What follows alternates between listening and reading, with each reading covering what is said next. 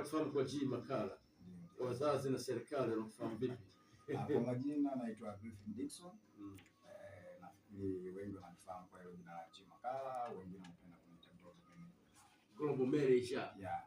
Sawa, karibu sana Global Manager. Asante. Bwana, leo tunazungumza kuhusiana na of course mara nyingi ni kipindi cha vijana ambacho kinahusu mambo mengi sana.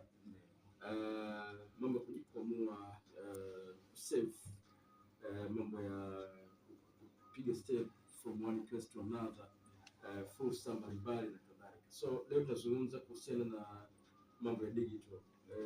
Watu wanatumia Instagram, wasanii wanatumia Instagram, wanatumia Deezer, Spotify, Boomplay na kadhalika.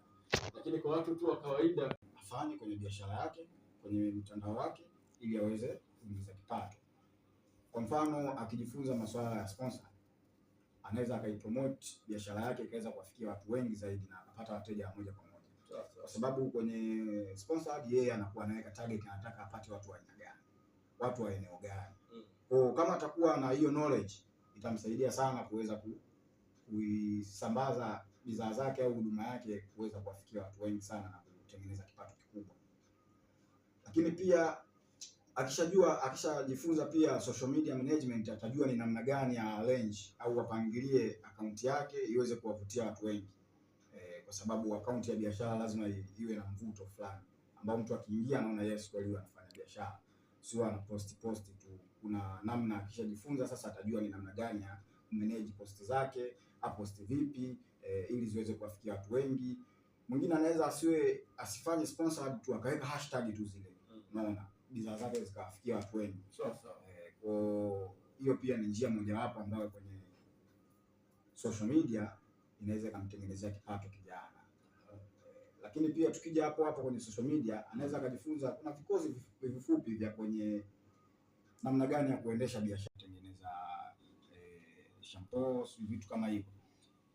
Ili aweze kuongeza kipato na kuweza kuwavutia wateja wengi, lazima hizo bidhaa kwanza ziwe na ubora, lakini na huduma yake pia iwe na ubora.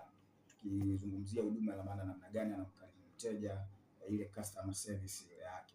Ile ndio kitu kikubwa sana ambacho kijana pia kitamwezesha yeye kuweza kuwavutia watu wengi na kuweza kutengeneza kipato kikubwa.